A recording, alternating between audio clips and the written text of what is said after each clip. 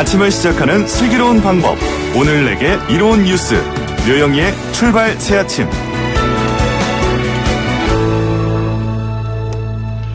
YTN 라디오 94.5 노영이의 출발 새아침 3부가 시작됐습니다. 여러분은 YTN 라디오 노영이 출발 새아침이라는 프로그램 명에 대해서 생각해 보신 적이 있으세요? 사람은 희망을 먹고 산다고들 하죠. 똑같은 상황이라고 하더라도 어떻게 마음 먹느냐에 따라 달라지는 게 인생인데요. 저희 YTN에서는 아침은 새로워야 하고, 아침은 희망차야 하고, 아침은 모든 출발의 시작이어야 된다, 이런 의미에서 프로그램명을 출발 새아침으로 지었습니다. 저희는 여러분의 아침을 책임지고 새로운 미래를 향한 도전과 출발을 같이 해보자고 감히 말씀드리고 싶습니다. 여러분, 이제 정말 새롭고 힘차게 아침을 출발해봐요. 렛츠고!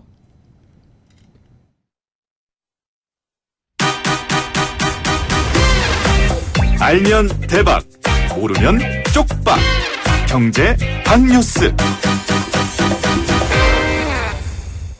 복잡하고 어려운 경제 이야기를 쉽고 재미있게 풀어드리는 시간입니다. 알면 대박, 모르면 쪽박. 경제 핫뉴스 참 좋은 경제연구소 이인철 수장 만나봅니다. 안녕하십니까? 네, 안녕하세요. 네. 우리 정부가 스위스 제네바에서 열리는 그 WTO 세계무역기구 이사회를 앞두고 일본의 부당성을 알리는 본격적인 여론전에 나섰다고 하는데 어떻습니까? 그렇습니다. D-Day가 밝았습니다. 이 세계무역기구 WTO 일반 이사회에서 한일 통상 전문가들이 격돌합니다. 세계 164개국이 참여하고요. 우리의 요청으로 일본의 수출 규제 문제가 전체 14개 의제 가운데 13번째로 논의됩니다. 자리가 자리인 만큼 한일 양국 정말 선수들이 맞붙습니다. 우리 측은 김승호 신통상질서전략실장이 수석 대표로 나서는데요. 김 실장은 WTO에서 세이프가드 위원장의 의장으로 지냈고요. 최근 후쿠시마 수산물 관련 한일 분쟁에서 극적인 승소를 이끈 통상 전문가입니다. 일본 측도 통상 업무를 담당하고 있는 야마가미 신고 외무성 경제국장이 수석 대표로 참여를 합니다. 우리는 일단 WTO가 자자간 자유무역협정 이행과 잘못된 무역규제 조치 등을 논의하는 자리인 만큼 일본의 수출규제 조치가 WTO의 정신과 협정에 위반된다라는 점을 알리고 국제사회를 상대로 본격적인 우호, 여론을 형성하는데 전력을 다하겠다라고 밝히고 있습니다. 네, 대한민국의 우리 그 전사들 정말 가서 잘하고 왔으면 좋겠는데요. 한국의 불매운동은 오래가지 않을 거다. 이런 발언으로 물의를 일으켰던 유니클로 일본 본사가 사과를 했습니다. 이게 두 번째 사과였는데 소비자들의 불만은 오히려 더 고조되고 있다. 이런 얘기 나옵니다. 지난해 유니클로의 한국 내 매출이 1조 원이 넘습니다. 맞네요. 네. 국내 2위 업체 매출이 1조 8천억 원대인 걸 감안하면 엄청난 성장세입니다. 그런데 유니클로가 이 한국 불매운동이 오래가지 않을 것이라고 한 일본 본사 임원 발언에 대해서 재차 사과했습니다. 지난 17일에 이어서 두 번째인데 어제는 한일 양사 공동 명의로 발표를 했습니다. 네. 일본 본사의 의중이 적극적으로 반영된 게 아니냐라는 분석인데 유니클로 일본 본사는 이 패스트 리테일링이고요. 한국 운영하고 있는 이 코리아의 경우에는 홈페이지 게시문을 통해서 당시 부족한 표현으로 진심을 제대로 전달하지 못했고 결과적으로 많은 분을 불쾌한 점에 대해서 진심으로 사과의 말씀을 드린다라고 밝히고 있습니다. 그러나 이게 좀 진정성이 좀 부족하지 않느냐라는 이유가 계속해서 나오는데요. 최근 일본의 불매운동이 거세지면서 유니클로도 한국 매출이 30% 정도 감소한 것으로 추산이 되고 있는데 이러다 보니까 이 본사, 이 야나이 다다시 회장도 이번 사태의 심각성을 인지하고 진정성 담긴 사과문을 발표해라라고 주문한 것으로 알려지고 있습니다. 두 번째 사과에도 불구하고 이 국내 소비자들의 반응은 냉담한데요. 지금 유니클로가 이제 한창 세일 중이지만 매장이 텅텅 비어지고 있다고 합니다. 매출이 떨어지니까 급한 불을 먼저 끄겠다라는 식의 사과의 진정성에 대해서 소비자들은 의문을 제기하고 있습니다. 네, 이번에는 정말 진정한 사과였으면 좋겠는데요. 그 일본은 진정한 사과를 잘 안 하는 경향이 좀 있는 것 같아요. 자, 이런 가운데 국내 유입된 50조 원이 넘는 일본계 자금이 유출될 가능성도 있다 이런 얘기 나오고 있습니다. 맞습니다. 2차 보복 대상이 금융도 예외가 아닙니다. 이 금융당국이 추산하고 있는 국내 일본계 자금 유입 규모 최대 53조 원 정도로 추산을 하고 있는데요. 이 돈이 도대체 어디로 흘러갔나 추적을 해보니까 53조 원 가운데 11조 원 정도가 제조업, 소매업종으로 흘러갔다라는 것으로 파악이 되고 있고요. 은행과 카드사를 비롯한 여신 전문 금융사에 20조 2천억 원 정도가 들어왔습니다. 자, 이 가운데 이 지금 일본 정부, 특히나 일본계 은행 지점을 통해서 조달한 자금 한 38조 원 정도가 만에 하나 이제 금융 분야로 보복 조치가 확대될 경우 빠져나갈 개연성이 높은 자금으로 분류가 되고 있는데 그렇다 하더라도 이 금액은 국내 은행 전체 여신의 2%에도 못 미치기 때문에 금융당국은 아직은 걱정할 정도가 아니다라는 건데요. 그럼에도 불구하고 안심할 수 없는 것이 일본의 전력 때문에 그렇습니다. IMF 국제통화기금 외환위기 당시에 일본계 금융사들이 한국으로 흘러간 자금을 한꺼번에 회수하면서 상황을 더 악화시켰던 적이 있기 때문에 네. 아베 정권의 이 경제 보복이 금융 분야로 확대될 가능성이 크다라는 점에서 금융당국은 일본계 자금의 차입금 흐름에 주목을 하고 있습니다. 네, 정말 그런 일이 좀 없었으면 좋겠는데 어떻게 될지 모르겠습니다. 소장님 오늘 말씀 너무 감사합니다. 예, 지금까지 네, 감사합니다. 참 좋은 경제연구소 이인철 소장이었습니다.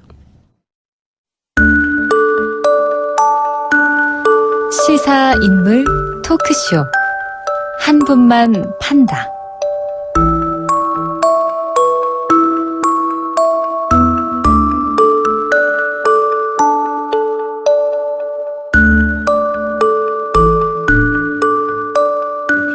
한 명의 인물과 그를 둘러싼 이슈를 끝까지 파헤쳐보는 시간이죠. 시사인물 토크쇼 한 분만 판다 시작합니다. 판다 그러니까 판다곰이 생각나는데. 제가 판다를 좀 닮았어요. 아직 소개도 안 해드렸는데. 함께 하실 두 분 소개합니다. 김태현 변호사 자리하셨고요. 안녕하세요. 네, 안녕하세요. 네, 그리고 상지대학교 김현성 외래교수 함께합니다. 네, 안녕하세요. 김현성입니다. 네, 안녕하십니까. 오늘 이슈 뭘까요? 한번 들어볼까요? 주인공 목소리.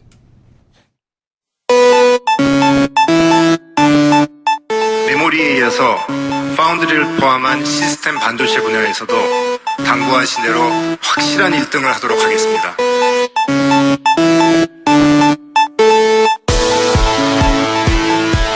네, 오늘의 주인공 이재용 삼성전자 부회장입니다. 지난 7일 이재용 삼성전자 부회장이 일본의 경제 보복 조치에 대응하기 위해서 직접 일본으로 출국해서 현지 업계 관계자들을 만나면서 세간의 주목을 끌기도 했었는데요. 여기에 대해서 여러 평가가 나오는 것 같습니다. 두 분 어떻게 지켜보셨나요? 근데 뭐 일각에서는 뭐 성과가 없는 것 같다, 뭐 표정이 네. 굳어있다 이렇게 하는데 성과가 있을 수가 없죠. 아, 그래요? 왜요? 이건 정치발로 시작한 건데 경제인이 간다고 문제가 풀리나요? 그렇잖아요. 일본이도 우리나라든. 네네. 왜냐면 이게 만약에 뭐 정치권에 예를 들면 사실 이게 문재인 대통령하고 아베 총리의 싸움이 된 거잖아요. 사실은 시작부터. 네. 아마 계속 그렇게 진행이 될 거고. 그게 아니라 갑자기 저 무슨 스미토모 화학에서 나 삼성이 싫으니까 이제 불화수 안 팔 거야.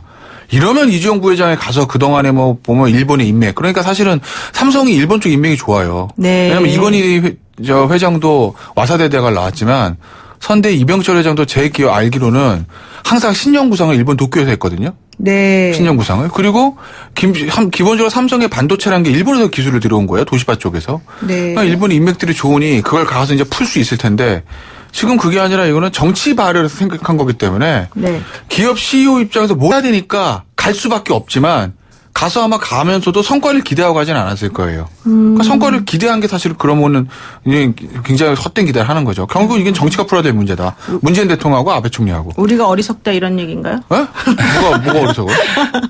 자, 일단 우리 뭐 김현성 교수 어떻습니까? 일단 뭐 작은 힘이라도 모아야 된다는 의미에서는 보면 되게 의미가 있었죠. 네네. 그리고 되게 발빠른 대처처럼 느껴졌고 그런데 이제 결국은 좀 길게 있었잖아요. 네네. 한 5박 6일 정도 있었고 그 사이에 대통령과 있었던 청와대의 회동까지도 이제 참석하지 않을 정도로 굉장히 중요하게 이제 굉장히 가치를 되게 높여놓은 거죠. 기대를 되게 높여놨는데 네. 결국은 그 기대에 비해서 과연 거기서 뭘 했냐, 이제 5박 6일 동안에 어떤 일정이 있었냐라는 건 밝혀진 건 그 현지에서 뭐 은행 그 관계자들 네. 만났다, 뭐 이 정도거든요. 그리고 그 이후에 굉장히 또 사라지셨어요. 메시지가 없었거든요. 네. 그래서 되게 좀 이제 조급한 게 아닌가. 그리고 이제 결국은 CEO의 브랜딩을 담당하는 삼성에서 좀 약간 미스한 게 결국은 조금 더 위중한 그 메시지를 가지고, 그러니까 예를 들면 뭔가 어떤 우리의 입장을 가지고 가거나 아니면 중간에 그 일본에서 들었던 얘기를 들어와서 네. 그러니까 예를 들면 그 청와대 회동을 참석하지 않은 건 좀 미스인 것 같아요. 제 생각에는.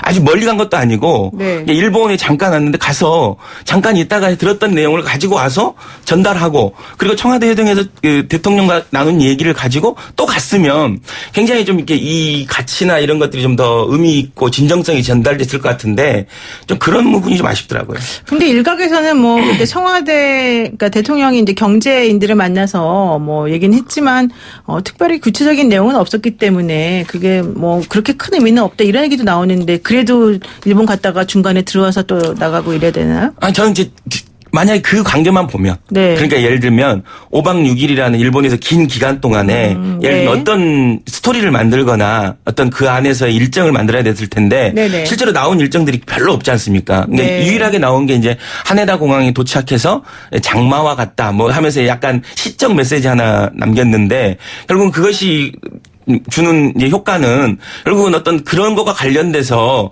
좀 그 다음 후순위가 있어야 되거든요. 네. 근데 이제 결국은 아무것도 결국은 남기지 못한 것이 되지 않았나 싶습니다. 뭐 이제 일본 기업의 갈 비밀이니까 네. 또 네. 어떨지 모르죠. 예. 일본 갈 시간도 없는데 청와대 갈 시간 어딨어요? 지금 이 판에. 저 신동부 회장도 성월에 안 들어가고 일본 갔잖아요. 그러니까 네네. 기업인들이 대통령이 재계 인사 간다면 안 간다는 거는요. 굉장히 의미가 큰 거예요. 어떤 의미가 있어요? 왜냐하면 사실은 기업인 입장에서 보면 네. 대한민국이 어찌됐든 간에 재형정 대통령제에서 대통령이 절대 권력을 가지는 상황에서 네.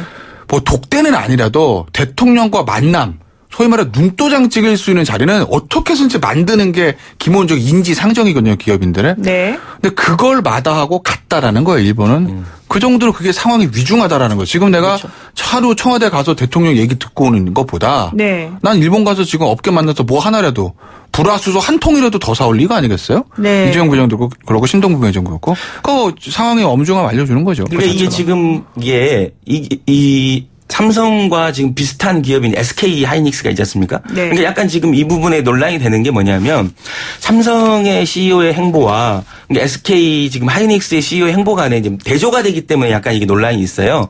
그러니까 예를 들면 비슷하게 보면 네. 최태원 지금 회장도 일본에 건너가야 되는 거잖아요. 어떻게 보면 지금 위중함은 따지면. 네. 근데 그렇지는 않고 있거든요. 그리고 굉장히 차분하게 대응하고 있는데 초기에는 어떤 긴박하게 대응한 삼성이 그냥 뭔가 알고 움직이는 거 아니야? 라고 했는데 이게 이제 장기화될 조짐을 보이면서 SK 최태원 회장의 경륜이 좀 빛났다는 쪽으로 지금 약간 좀 이렇게 모두가 바뀌고 있는 것 같아요. 뭐 빈수레가 요란하다 이런 건가?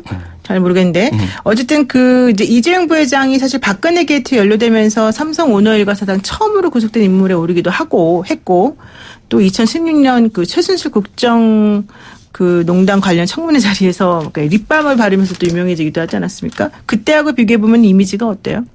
좀 달라진 게 있나요, 그러면? 뭐 그때나 저는 크게 달라진 건 없는 것 같아요. 네. 다만 이제 결국은 이제 아직 그 법적인 부분에 대법원 선고가 남아 있지 않습니까? 네네. 집행유예 기간이거든요. 그러다 보니까 이 문제 그리고 이제 지금 SK 하이닉스하고 조금 다른 SK 그룹하고 다른 경우는 두 가지거든요. 결국은 네. 하나는 이제 법적인 부분이 아직도 남아 있다라는 부분하고 어떤 그 승계 작업이 아직 마무리되지 않았다. 이게 이제 사실 조금 이렇게 조급하게 만드는 일이 아닌가 싶습니다. 네. 그 지난 20일에 그 삼성 바이오로직스 분식회계 사건 관련해서 김태한 그 대표 비롯해서 3명의 영장이 모두 기각됐습니다. 근데 제가 놀랬던 것은 분식회계요? 네, 분식회계 삼바라고 불리는. 근데 제가 놀랬던 것은 사실 이제 김태한 그 대표와 같이 영장 실질 심사를 받았던 다른 임원이 서로 상반된 주장을 했어요. 예를 들면 김태한 대표는 나는 아랫사람들한테 다 한 거고 나는 내가 시킨 적이 없다 이렇게 얘기를 했고 그 밑에 있는 다른 사람들은 시킨 대표가 거니까. 시켰다. 네. 근데 이렇게 사실 일반적으로는 서로 다른 모순적인 얘기를 하면은 둘 중에 한 명은 어쨌든 구속이 되는 게 맞을 텐데 둘 다 지금 영장이 기각되면서 이게 경제를 생각한 아주 결단이다 뭐 이렇게 얘기하시는 분들도 있거든요. 어떻습니까? 아이 그 변호사시면서 뭐 그런 걸 물어보세요. 다 뻔한 얘기를. 뭐가 뻔해요? 뭐 예. 지금 분위기에서 중앙지검 영장전담판사가 경제가 어려우니까 삼성 고위 관계자들을 영장을 안 치겠어. 그러겠어요? 삼성 반도체 관계자 아니고 바이오로직스 관계자를 뭐 이주용 부회장이 지금 예를 들어서 CEO급이니까 그러니까 이주용 부회장이 이렇게 지금 또 영장 실질심사 받자그러면 경제가 어려우니까 풀어줄게. 또 뭐 삼성 반도 예를 들면 나왔잖아요. 그러니까. 예를 들면 네. 근데 이거를 무슨 뭐 삼성 바이오로직스 분식회계 그것도 실무 임원입니다. 사실은 네. 속된 말로 삼성 저 바이오로직스 김태환 대표가 없다고 삼성이 휘청휘청하는 것도 아니에요. 근데 무슨 뭐 경제를 생각해가지고 영장을 무슨 봐주고 그래요. 어차피 범죄 소명 사실에 다툼의 여지가 있다면서요. 그게 핵심인 거죠. 아, 그러니까 이제 봐준 건 아니고 네. 뭐 실질적으로 분식회계 관련해서는 영장이 발부되기 어렵다. 영장 아니 제가 그 번식회계 어디까지 수사가 됐고 팩트가 뭔지 우리는 알 수는 없으나 네. 영장 기각서 보면 범죄 소명의 여지에 다툼의 여지 범죄 사실의 소명 여부에 다툼의 여지가 있다 이거 아니에요. 네네. 범죄 사실 성립 여부에 다툼의 여지가 있다. 예? 소명이 잘 안 됐다는 거 아니겠습니까? 그러면 사실은 검찰의 수사가 부실했다고 볼 수밖에 없는 거죠. 우리가 영장 기각 사유에서 네. 뭐 증거인멸 도주 이게 아니라 범죄 사실 다툼 여지 자체를 잡고 들어온 건 그건 야 이대로 기소하면 무죄인데 이거거든요. 사실은 어떤 의미에서 보면. 아니 근데 영장 기각 사유에 네. 경제에 대한 얘기가 나왔다니까요. 아니 나올 수는 있겠으나 네. 기본적인 핵심 가장 선제 조건으로 성립이 되는 게 범죄 사실 성립 여부, 소명 여부, 그다음에 증거인멸, 도주 우려, 그다음에 뭐 경제, 뭐 국민 감정, 뭐 어쩌고 저쩌고 붙는 거 아니겠어요? 얄리얄리알야정처럼. 그럼 가장 핵심되는 거는 범죄 사실의 성립 여부인데 그게 소명이 안 됐다는 건데요. 뭐. 네, 올해 김현성 교수님. 그러니까 어떠십니까? 여전히 이제 그 지금 앵커님 말씀하셨듯이 둘 사이에 좀 다른 얘기를 하고 있지 않습니까? 그리고 이제 분식회계와 관련돼서는 네. 일정 부분 이제 공감대가 있는 것 같고, 네. 그러니까 예를 들어 적자를 만들 수 없고 자본이 잠식될 수 없으니 자기들이 뭔가 이제 했다라는 뭐 이것까지는 좀 공감대가 있는 것 같아요. 근데 이제 그걸 누구에 의해서 했냐? 그러니까 이제 대표는 아랫사람이 했고 나는 몰랐다. 네. 그리고 밑에에서는 대표가 지시해서 다 했다. 이렇게 네. 된 거잖아요. 네. 근데 이런 서로 다툼이 있는데 저는 이 상황에서 영장이 이제 기각된 건 조금 약간 의아하다라는 생각이 완전히 해소되지 않았는데 문제가라는 네. 생각이 들고요. 그렇지만 이제 법원이 이제 그렇게 판단한 거에 대해서는 존중하지만 네. 다만 여전히 이 문제와 관련돼서는 이게 지금 박용진 의원이 그런 얘기를 했지 않습니까? 지금 대법원 선고를 앞두고 있는 이재용 부회장의 판결이 좀 미뤄져야 된다. 네네. 왜냐하면 대법원 선고와 관련돼서 쟁점은 승계 작업이 있었냐 없었냐거든요. 그러니까 박근혜 재판에서는 2심에서는 승계 작업이 있었다. 그리고 그거를 뇌물로 받은 게 맞다라고 해서 중형이 선고가 됐고, 네. 뭐 이재용 2심에서는 승계 작업으로 볼 수 없다. 그렇지만 뇌물은 맞다. 근데 적은 뇌물을 준 거. 박근혜 때보다 더 적은 게 박근혜 재판에서는 80억 정도가 인정이 됐는데 네. 이재용 재판에서 한 39억 정도로 이제 뇌물 액수도 달라요. 그러니까 예를 들면 뇌물을 주고받은 분명한데 재판부가 다르다 그래서 이 판결이 달라졌는데 네. 지금 대법원 선고를 빨리 하려고 하는 뭐 이런 조짐이 좀 보이잖아요. 근데 네. 이제 결국은 대법원 선고에서 쟁점은 승계 작업을 인정하느냐 아니냐인데 결국 거기에 굉장히 또 핵심이 삼성 바이오로직스의 이 회계 분식회가 있었냐라는 거거든요. 네, 그래서 네. 저는 이 문제는 굉장히 위중한데 굉장히 그럼에도 불구하고 굉장히 가볍게 다루고 있는 게 아닌가 싶습니다. 그러면은 앞으로 삼바 분식회계 수사 어떻게 진행된다고 보십니까? 한번 분식회계 수사요? 네. 지금 아마 검찰에서는 아마 더 드라이브를 걸 거고요. 네네. 이건 아마 그거 당연한 거 아니겠어요? 아니 이제 이거는 검찰 내부에 조금 니즈가 있는 것 같아요. 제가 봤을 때는 뭐 지금 시간이 없어서 길게 말씀드리기 그런데 네. 뭐 검찰 내부에 이제 니즈가 있어서 이거 좀 밀어붙이는 것 같고. 그럼 검찰 내부의 니즈가 뭐예요, 그러면? 예? 그건 시간 없으니까 다음에 말씀드릴게요. 네. 그러니까 저기 네네. 그리고 결국 이주영 부회장한테 칼이 가냐 안 가냐는 건데 네. 이주영 부회장까지 칼 못 갈 거예요. 제가 봤을 때는. 그게 왜냐면 뭐 범죄 이게- 사실 소명이 안 돼서요? 이게 왜냐면 지금 뭐 네. 김태환 대표한테서 뭐 영장이 기각됐다면 이걸 떠나서 결국 이제 이거를 하려면 뭘 해야 되냐면 이재용 부회장 구체적 지시가 나와야 되거든요. 야, 분식회계에서 이렇게 돌려. 이런 식으로. 그래서 디테일하게 회계를 분식회계를 해가지고 상장 작업을 하세요. 라는 이제 디테일한 지시가 나왔어야 된다는 건데 일반적인 삼성에 돌아가는 시스템상 이걸 이재용 부회장한테 세세콜콜하게 보고하고 그걸 이재용 부회장 지시를 받았을까? 그거를 입증할 수 있는 녹취나 이런 것들이 있을까? 저는 없다고 봅니다. 얼마 전에 한 언론에서 검찰발이죠. 뭐 아시겠지만 검찰발로 해가지고 뭐 녹취록이 있다 뭐 이런 얘기 했었어요. 전화 녹음. 아마 있으면 예를 들어서 삼성 바이오로직스한테 전화해가지고 뭐 이것저것 물어봤다는 얘기. 거기에 만약에 분식회 어떻게 나갑니까? 아이고 분식 잘하고 있습니다. 이런 내용이 있었으면 벌써 흘러나왔을 거예요. 아니, 근데 그게 없다는 걸로 봐서 제가 봤을 때는 그 부분에 대한 검찰이 특별한 증거를 가지고 있는 것 같지는 않고 일반 기업의 생리상 국정농도 마찬가지입니다. 대통령한테 디테일한 거 다 보고 하지는 않거든요. CEO도 마찬가지예요. 그러니까 이걸 아마 이재용 부회장 선까지 갈까?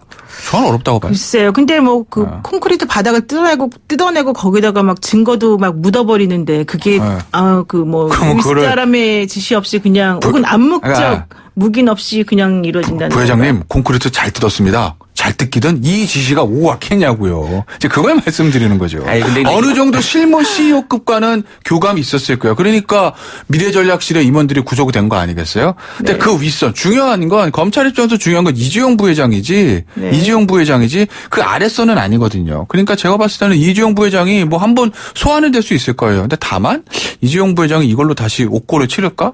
전 쉽지 않다고 이것도 보는데. 표적 수사라고 보시는 거예요, 그러면? 표적 수사요? 표적 수사까지는 아니겠죠. 어차피 왜냐하면 시민단체 고발도 있었고 이 문제가 사실 예전부터 불거진 거기 때문에 뭐 표적 수사는 아닐 거예요. 그리고 검찰 입장에서 보면 당연히 이재용 부회장을 목표로 하고 올라가는 게 맞습니다. 수사 자체는. 다만 이제 그게 실질적으로 성과가 나올 것이냐는 거에 대해서 저는 회의적이다. 네. 김현정 교수 마지막으로. 예. 근데 이 과정에서 많은 이제 소액 주주들이 굉장히 어떤 손해를 보고 굉장히 이 삼성의 승계 작업 자체에 대한 부정적 시각이 많았는데 네. 이것에 대해서 전혀 어느 언급 없이 문제 제기 없이 이렇게 넘어간다는 것은 굉장히 어떤 그 시장 질서에서도 그렇고 어떤 민주적 어떤 과정에서도 그렇고 옳지 않다라고 저는 개인적으로 보는 거죠. 그래서 어떻게 보면 이 과정에서 이익을 본 사람이 있는 거지 않습니까? 그 이익을 본 사람을 위해서 그 사람들이 결국은 그 사람의 지시라기보다는 그 과정에서 자동으로 움직일 수 있는 어떤 시스템으로 움직이는 게 증거로서 아까 우리 노 앵커님 말씀하셨듯이 그 증거를 인멸하고 뭐 콘크리트 바닥을 뚫고 서버를 막 묻고 이럴 수밖에 없는 이유가 있었을 거라니까 그거에 대해서 명확하게 알려줘야죠. 그 이유가 이제 경영권 승계를 위한 거다 이런 뭐 말씀이신가요? 그렇죠. 그렇지 말고는 이렇게까지 할 이유가 없는 거죠. 그러니까 결국은 경영권의 안정적 승계를 위해서는 그렇게만 네. 할 수 없고 실제로 박근혜 재판에서도 네. 경영권 승계가 작업이 있었다. 그걸 대가로 그런 돈이 오갔다라고 그 재판부에서 판결문에 나오지 않습니까? 네. 그런 것들을 명확하게 밝혀내야죠. 네. 김태현 변호사님. 짧게 뭐요? 코멘트. 이거 이제 결국 제일 관심 있는 게 죄송합니다. 이재용 부회장 상고심 재판과 관계 있냐는 건데 제가 봤을 때 관계 없어요. 이재용 부회장의 상고심 재판 핵심은 말 세 마리.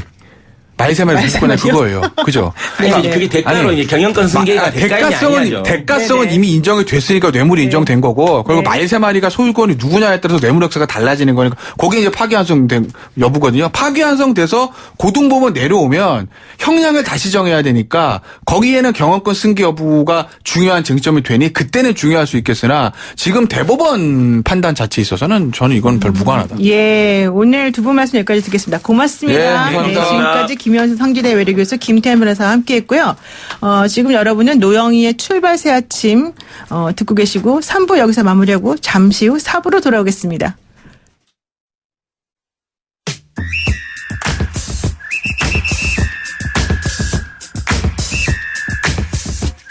영희와 함께하는 슬기로운 출근길 노영희의 출발 새 아침은 청취자 여러분들과 함께 만들어갑니다.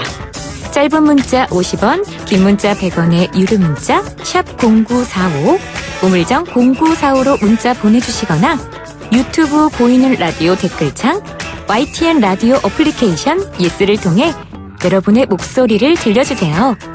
FM 94.5MHz YTN 라디오 노영희의 출발 새 아침.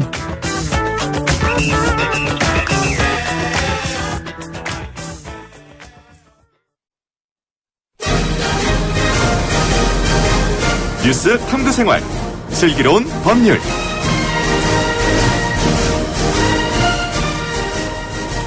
뉴스를 법률가의 시선으로 분석합니다. 뉴스 탐구생활 슬기로운 법률. 오늘 첫 순서인데요. 문재인 대통령, 아베 총리 그리고 트럼프 대통령 모셨습니다. 안녕하십니까? 아이고 존경하는 국민 여러분 안녕하십니까. 나라다운 나라 문재인입니다.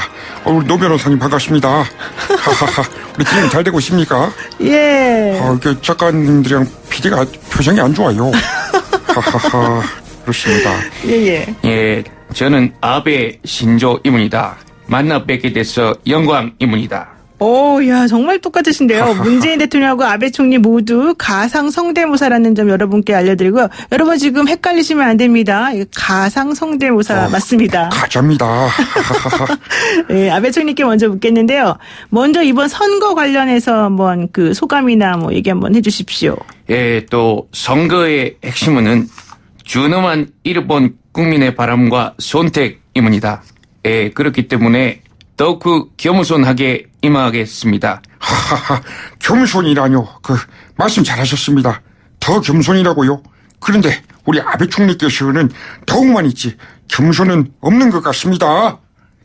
예, 무슨 뜻입니까? 열심히 일을 하고 있는 저는 모르는 이름입니다. 나 참, 너무합니다. 그것을 제 입으로 설명해야겠습니까? 하하하. 와, 두 분 너무 흥분하지 마시고요. 우리 문 대통령께서 왜 이렇게 흥분하는지 우리 너무너무 잘 알지 않습니까? 근데 반대로 왜 아베 총리는 저런 말을 하는 걸까요? 간단하게 브리핑을 해드리자면, 강제징용 배상 판결 이후로 1965년에 있었던 한일 청구권 협정이 사실은 무효가 된 거 아니냐 이제 이런 식의 좀 주장을 일본에서 펼치고 있으면서 한국이 신의가 없는 나라다. 우리는 한국에서 얘기했던 그런 강제징용 판결을 인정할 수 없다. 이런 얘기 했었었고요. 여기에 대해서 지금 참여연 선거용으로 지금 일본 아베가 저런 식으로 강경하게 나오는 거다라고 한 것에 대해서 아니다. 뭐 이런 얘기 좀 서로 하고 있는 거죠. 뭐 다 아시는 얘기인데 어떻습니까? 맞습니다. 아니 이러는데 제가 흥분을 안 할 수가 있겠습니까? 하하하. 어쨌든 한일 양국의 심각한 신뢰 훼손은 저는 도저히 바라볼 수가 없습니다. 또 신뢰 회복을 하기 위해서는 일본이 뭐를 하기보다 한국의 입장이 중요하다 생각합니다. 참. 아니 노 변호사님 이러는데 무슨 대화가 됩니까? 오늘 이분 말고 더 특별한 분 없어요? 참. 네, 일본이 좋아하는 특별한 분 한 분 더 모시겠습니다. 이분이 여기 나오실 줄은 몰랐는데요. 영어로 인사를 드려야 될까요? 트럼프 대통령님 안녕하십니까? Hello, Korea.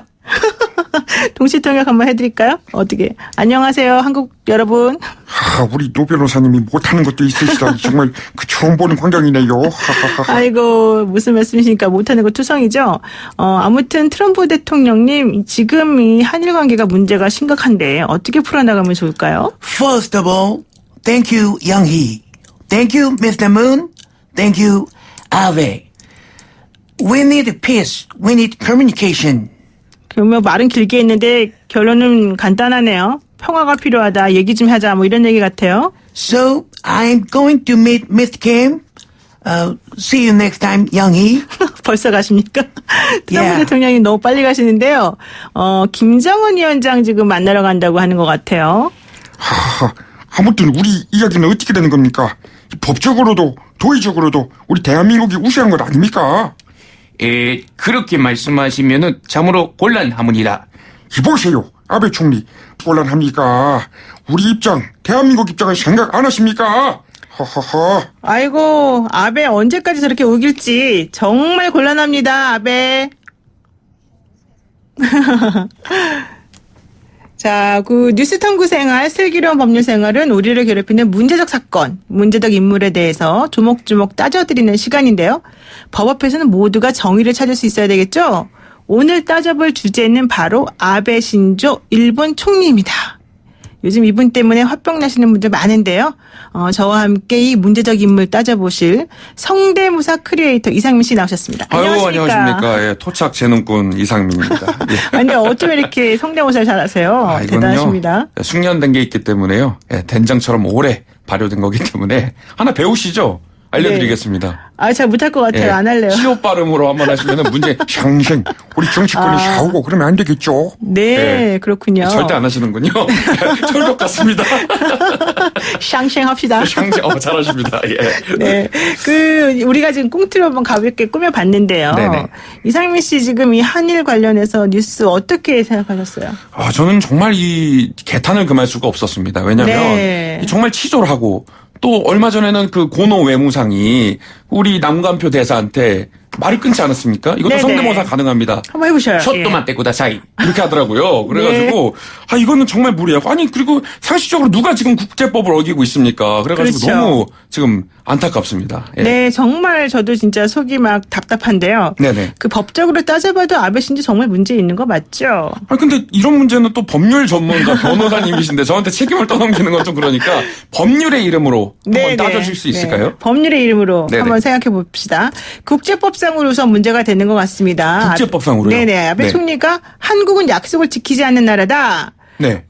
문 대통령은 대북 영향력도 없다. 이렇게 얘기하면서, 우리가 여기에 대해서, WTO에 제소할 것도 생각해보고, 뭐 네네. 이것저것 의견을 내니까, 우리는 절대 지금 잘못한 게 없다. 이런 식으로 얘기를 하고 있습니다. 그런데 이 WTO 규정상 그 자유무역을 방해하는 조치에 대해서는 네네. 실질적으로 그 무역 제한 효과가 있는가 없는가 이걸 따져가지고, 네. 사실은 국제법 위반이다. 네. WTO의 그 수치 위반이다. 이렇게 말을 할 수가 있어요. 근데 이거를 잘 모르시는 분들도 있을 텐데 네네. WTO라는 게 도대체 뭐죠? 저는 궁금하거든요. 그러니까 옛날에는 이제 가트라고 해서 가트요? 네네. 가트가 뭐죠? 저는 이제 그 옛날에 그 배한성 성우의 그 형사 가제트 납니다. 네. 아니 네. 배한승입니다. 나와라 가제트 맞대팔 뭐 이런 건 아는데 가트가 뭔지 좀 궁금해하시는 분 많을 것 같아요. 가트라고 하는 거는 관세 무역 일반 협정이라 그래서요. 네. 이게 이제 세계 무역 기구라고 하는 WTO 체제 이전에 있었던 체제이고요.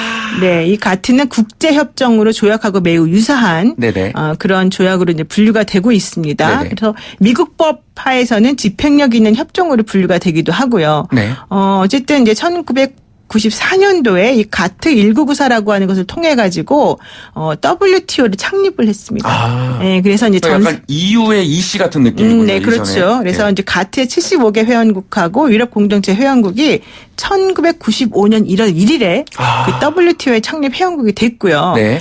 그러면서 이 세계 무역 질서를 어지럽히는 그런 행동에 대해서는 네.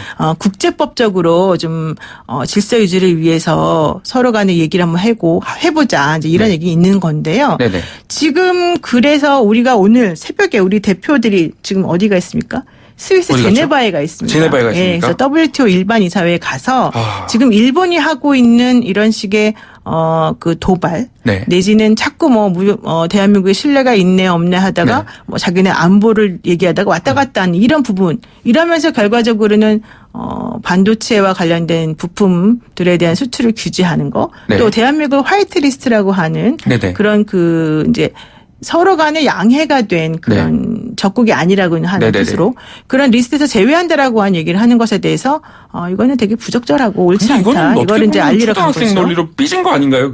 나 너 싫어 이런 느낌이거든요. 그렇죠. 네. 그래서 이제 여기에 대해서 아베가 왜 이런 식으로 자꾸 나오는가에 대해서 분석하는 분들도 좀 있는데요. 네네. 예컨대 예전에는 이제 참의원 선거 때문에 그런 거다라는 얘기도 했었습니다만. 선거 전략으로. 네, 그렇죠. 그러면 이제 선거가 끝나고 나면은 그러면 안 할 것이냐. 네. 사실 지금 어제 아베 행동으로 봐서는 계속해서 할 계속 할 것 기조가 지금 같아요. 보이죠. 예. 그럼 이제 선거에서 재미를 봤기 때문에 이번에는 앞으로 계속해서 기조를 이어가면서 네. 내년까지 본인의 이제 입지를 좀 굳히려고 하는 거 아니냐. 사실 이 선거라는 게 그대로 하라는 거잖아요. 그 결과가. 그렇죠. 지금 아베가 하는 네. 그대로. 그런데 이제 그런 식으로 정치적으로 혹은 뭐 이렇게 그 정치 공학적으로 분석하는 부분도 있지만 네네. 또 한편으로는 아베가 좀 심리적으로 네. 상당히 좀 소외되어 있다. 그러면 약간 이건 인간성에도 문제 있는 거 아닙니까? 네, 그리고 죄송합니다. 이러면 안 되나요? 네, 네네. 관심을 받고 싶어서 저런 식으로 네네. 행동하는 거다. 이제 이런 네네. 얘기를 하는 분들도 있습니다. 왜냐하면은 사실은 아베 입장에서 보자면은 트럼프한테 그렇게 공을 들였는데, 그렇죠. 예, 트럼프가 자기네들한테 좀 잘 하는 것처럼 하다가 또 갑자기 어느 순간 탁 휙 돌려서 네네. 대한민국하고 이제 북한 쪽에 네네. 자꾸 관심을 보이기도 지금 하고요. G20이 기억나지가 않습니다. 그렇습니다. 예. G20이 원래는 그 일본의 잔치인데 그래서 그렇죠. 당시에 우리 대통령을 일부러 무시하면서까지 네. 이제 본인들이 어떤 그 우위를 점하고 있다는 걸 보여주려고 했었었는데 네네. 결과적으로는 아니라고 하는 게 이제 드러나면서 좀 많이 한마디로 말하면 이제 속된 말로 하게 되면은 빈정상했다. 네. 이제 이런 얘기를 했었었는데요. 결과적으로는 지금 그걸 가지고 계속하는 거다. 이렇게 보는 입장도 있죠. 그렇지만 저도 동의를 합니다 거기서. 네. 그렇지만 사실은 이제 그 국제 문제는 그런 식으로 이제 단순하게 표현하는 것은 그렇죠. 저는 좀 네. 적절하지 않을 것 같고요. 네. 그래서 이 문제에 대해서는 우리가 좀 더 깊이 있는 분석을 해봐야 되는데 네네. 그러면 어떤 식으로 하는 것이 우리가 문제를 해결하는 방법이냐. 이제 네. 아까 말한 그 WTO에 제소하거나 WTO에 가서 여론을 몰이하는 것도 중요하겠지만 네. 사실 그거 가지고는 안 된다라고 하는 게 일반적인 그럼 우리 생각이에요. 측의 논리는 뭐죠? 이게 대한민국의 논리. 대한민국의 논리라고 하는 것은 기본적으로 이제 국제법적 질서를 어지럽히는 것이 일본이고 네. 일본이 그 개인의 그 배상 청구권에 대해서 네. 특히 사법 질서를 사법적인 그런 측면에서 판결로 이루어진 것에 대해서 다른 나라 국가에 대해서 경제적인 보복을 하는 것 자체가 사실은 설득력 있고 논리적으로 안 맞는다라고 하는 이제 주장을 펼치는 거죠. 근데 여기에 대해서 일본에서는 그렇다면은 1965년에 있었던 그 한일 청구권 협정이라고 하는 것은 도대체 뭐냐. 그 협정에 따르게 되는 예전에 그거를 들춰가지고. 그렇죠. 우리는 이미 3억 불을 지원함으로 인해서 너희들한테 다 해줄 거 다 해줬다. 네. 그리고 그때 당시 2억 불을 이제 차관을 그때 줬었지 않습니까? 그렇죠, 그렇죠. 그래서 그렇게 너네들 잘 살게 해줬는데 이제서 이게 무슨 소리냐 이제 이런 얘기 지금 하고 있는 건데요. 그러면서 그 한일 청구권 협정 3조에 보게 되면 네. 이런 식으로 이제 분쟁이 있을 경우에는 네. 제3국을 통해서 분쟁을 해결하도록 되어 있기 어떻게 때문에 이제 중재를 해주도록 그 네. 제3국이 나서서 네. 그래서 우리 보고 거기 응해라라고 이제 저번에 얘기를 했었었고요. 18일까지 대답을 해라라고 했는데 우리가 이제 안 하니까 네. 일본 아베가 뭐 제대로 된 대답할 때까지 기다리겠다 뭐 또 이런 식으로 지금 나오고 있는 거죠. 네. 그래서 어쨌든 네, 너무 좀 치졸하면서도 너무 또 좀 그렇네요. 예. 그런데 이제 일본 그러니까 뭐 치졸하고 안 하고 떠나가지고 네네. 국제법에서는 결과적으로는 힘이 센 나라가 중요한 거니까요. 네. 근데 이제 여기서 중요한 핵심적인 쟁점 하나는 뭐냐면은 그 한일 군사 보호 협정이라고 하는 게 있습니다. 그게 박근혜 지금 정부 때 얘기 나왔던 거 아니에요? 네, 그렇습니다. 네. 지금 일본에서 만약에 이런 식으로 우리를 적국 취급하고 네. 안보를 이유로 해서 우리에게 수출하는 것 자체를 다 규제한다라고 한다면 네네. 이 한일 군사보호협정이라고 하는 것은 일본하고 한국이 힘을 합쳐서 북한의 핵이나 북한의 군사적 동향 같은 것들에 대한 정보를 공유하겠다라고 하는 건데 네네. 그러면 일본은 우리를 적이라고 치면서도 네. 우리하고는 군사적인 아주 중요한 것들에 대해서 서로 간에 얘기를 좀 같이 하고 정보를 공유한다는 게 논리적으로 안 맞잖아요. 그렇죠. 그래서 여기에 대해서 지금 논리 모순이라고 하는 얘기가 나오고 있는 거고. 그렇죠. 우리 측 싫다는데 그걸 어떻게 얘기가 되겠습니까? 예. 그렇죠. 너무 편향적인가요? 네. 아닙니다. 예. 근데 그렇게 나오고 있는 건데 네네. 여기에 대해서 사실은 이제 일본이 그 문제를 우리가 끌고 나오니까 네. 좀 사실은 대답을 잘 안 하고 있었죠. 그래서 여기 이제 네네. 트럼프가 등장을 하게 되는 거죠. 근데 저 같은 이제 보통 사람의 입장에서는 궁금한 게 있어요. 네. 이 WTO로 가면 된다라고 하는데 WTO에서는 우리가 좀 어떤 그 입지 속에서 뚜렷한 입지 속에서 좀 승리의 가능성이 농후합니까? 저 이게 궁금하거든요. 그 WTO 지금 패널과 MC가 바뀐 것 같은데. 네네. 그 WTO 노영희의 출발 새 아침입니다, 여러분. 예. 네, WTO에서는 이제 그 뭐 수출 허가 조치를 통해서 수출을 금지하거나 제한하면 안 된다. 네네. 이런 얘기가 나오는데요. 네. 한국에 대해서 사실 10년 넘게 그냥 수출을 잘 해줬단 말이죠. 그러니까요. 그러다가 갑자기 발표한 지 나흘 만에 악화시키는 거는 좀 말이 안 되는 거기 때문에 네네. 여기에 대해서 이제 문제를 삼으니까 일본이 안보적인 문제가 있을 때는 그런 식으로 해도 된다라고 지금 얘기를 나오고 있는 거죠. 네. 이게 바로 이제 가트 그 조약의 21조에 나와 있는 건데요. 네네. 예컨대 뭐 일본으로부터 우리가 수입했던 에칭가스 문제, 그 문제를 네네. 그래서 들고 나온 거거든요. 그렇지만 우리는 이 21조 역시 핵 물질과 그 원료가 네. 뭐 전쟁 도구 등 일정 요건을 맞춰야지만 그런 그 조항을 적용할 수 있다라고 생각하기 때문에 네. 이것도 역시 안 맞는다라는 건데 그렇죠. 문제는 우리가 이게 안 맞는다라고 주장을 해도 사실 의미가 없다는 거예요. 왜냐하면 지금 일본이 원래 군사적 목적으로 전용될 가능성이 높은 15개 유형의 기술이나 제품 그 수출을 제한하는 리스트를 규제를 해왔었었는데 네네네. 이제 이 규제에 대해서 면제를 그동안 받았던 나라가 27개 나라예요. 이게 네네. 바로 화이트 리스트에 이제 이제 들어있는 그렇죠. 그 나라라는 목록 안에 거잖아요. 들어가 있는. 네. 네. 그런데 여기에 대해서 만약에 일본이 싫다라고 하면은 결국 우리가 어떻게 합니까? WTO에 제소하는 것이 국제사법재판소 그렇죠. 이런 데를 국제법으로. 통해 가지고 네. 제소하는 거가 있겠죠. 네. 그렇지만 문제 해결 때까지는 최소 3년이 넘게 걸리죠. 3년 뒤면 우리나라 뭐가 있죠? 그러면 지금 선거 지났나요? 그렇죠. 그런데다가 이제 그 WTO가 이제 항소심까지 다 있는 건데 네네. 이 항소기구가 미국이 그 사실 그 후임 임명이 이제 있어야 되는데 미국이 이걸 네. 반대하면서 기능이 사실상 정지되고 있어요. 아, 그래요? 네. 그래서 현실적으로 이 WTO에 제소한다는 것 자체가 뭐 부정적이거나 그것이 안 되는 건 아니지만 네네. 또 내지는 가면 우리가 이길 가능성은 매우 많지만 그럼에도 불구하고 실효성이 없다. 실효성이. 예, 근데 아무래도 그 임명하는 사람이 뭔가 임명된 사람이 뭔가 있어야지 그게 또 발효가 되고 진행이 되지 않겠습니까? 예. 네, 그래서 사실은 그 제1야당에서 주장하는 내용도 이제 이런 거죠. 황교안 대표가. 그 차라리 가서 외교적으로 처리를 해야 되는 것이지 뭐 WTO 제소안에 뭐네 이런 식으로 해가지고 뭐가 해결되는 게 뭐가 있느냐. 네네. 그동안엔 도대체 정부가 뭐 했냐 이제 이런 얘기를 그러면 이제 계속해서 하는 김성태 전 원내대표 같은 경우는 우리 문재인 대통령 그동안은 뭐 했습니까? 사실상 본의원은 반대입니다. 무조건 반대만 하면 되는 거 아니겠습니까? 이렇게 하지 않겠습니까? 네, 이런 식의 놀린 거죠? 네, 예, 예. 그렇습니다. 자, 오늘 여기까지 우리 그 얘기 한번 들어보고요. 네, 갑자기 종결하는 느낌이에요. 네, 오늘 말씀 너무 재밌게 잘 나눴는데 조금 다음에는 네. 좀 시간 안배 잘해가지고 잘 해보겠습니다. 네, 알겠습니다. 예, 고맙습니다. 이상민이었습니다.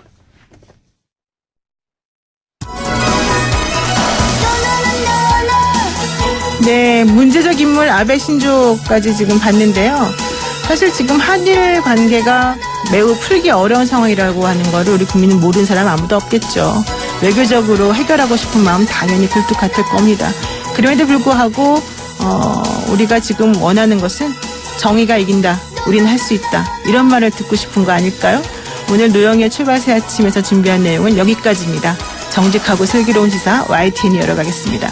지금까지 노영희의 출발 새 아침이었습니다. 감사합니다.